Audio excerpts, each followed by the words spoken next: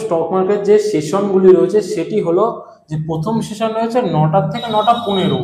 এই যে 9টা থেকে 9টা 15-র মধ্যে 15 মিনিট রয়েছে, তার মধ্যেও কিছু সেশন রয়েছে। যেমন প্রথম সেশন হচ্ছে 9টা থেকে 9টা 8 পর্যন্ত। এই 9টা থেকে 9টা 8-এর মধ্যে কি হয়, এই সময়ের মধ্যে আমরা কোনো স্টকের ওপর কোনো অর্ডার পেশ করতে পারি। অর্থাৎ এই সময় অর্ডার এক্সিকিউট হবে না, অর্থাৎ সম্পূর্ণ হবে না, কিন্তু আমরা কোনো অর্ডারকে সেখানে দিতে পারি। এবার এরপরে যে 9টা 8 থেকে 9টা 12-র মধ্যে এই কমেন্টে রয়েছে, এর মধ্যে এই অর্ডারগুলোকে ম্যাচিং করানো হয়। অর্থাৎ একটি বায়ারকে একটি সেলার এবং একটি সেলারকে একটি বায়ার খুঁজে দেওয়া হয়, এবং কোনো স্টকের ওপেনিং প্রাইস কত হবে এই সময়ের মধ্যে ঠিক হয়ে যায়। এবং এর পরে যে সময় রয়েছে 9টা 12 থেকে 9টা 15-র মধ্যে, এই সময়টি ঠিক মার্কেট খোলার ঠিক কিছু আগের মুহূর্ত। এই সময় মার্কেটটি প্রস্তুত হতে থাকে তার ট্রেডিং সময় শুরু হওয়ার আগে পর্যন্ত। এবং ঠিক 9টা 15-র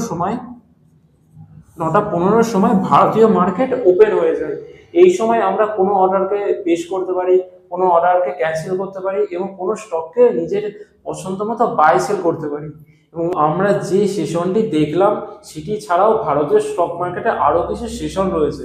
তার মধ্যে হলো, আমরা প্রথমে যেটি দেখলাম সেটি হলো 9টা থেকে 9টা 15 পর্যন্ত যে সেশনটি রয়েছে, এটিকে বলা হয় pre market opening. Pre market opening. এবং যে 9টা থেকে 9টা 30 পর্যন্ত যে মার্কেটের মূল সময় রয়েছে, এই 15 থেকে 30-এর মধ্যে আমরা কোনো কিছু বাই সেল বা নিজের ইচ্ছা মতো মার্কেটে কাজ করতে পারি। এটিকে বলা হয় market hours. Market hours market hours বলা হয়। এবং যে 3টে 30 থেকে 4টে পর্যন্ত রয়েছে, অর্থাৎ 3টে 30-এর সময় তো মার্কেট বন্ধ হয়ে গেল, এবং এরপরে যে 4টে যে আধ ঘন্টা সময় রয়েছে এটিকে বলা হয় ব্রোকার্স আওয়ার্স, ব্রোকার্স টাইম। এই টাইমের মধ্যে কি হয়, যেসব অর্ডারগুলো এক্সিকিউট হয়নি সেই সব অর্ডারগুলোকে ব্রোকাররা নিজের থেকে এক্সিকিউট করে দেয়। এবং যে 4টে থেকে পরের দিন সকাল থেকে 4টে PM থেকে পরের দিন সকাল AM পর্যন্ত যে সময় রয়েছে এটিকে হলো আফটার মার্কেট ওপেনিং। আফটার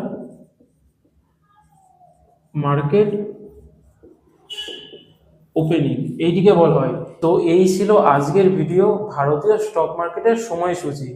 তো ভিডিওটি ভালো লাগলে অবশ্যই একটি লাইক করবেন, এবং এই রকম কন্টেন্ট পেতে অবশ্যই চ্যানেলটিকে ফলো করে রাখবেন। তো চলুন আজকে এটুকুই।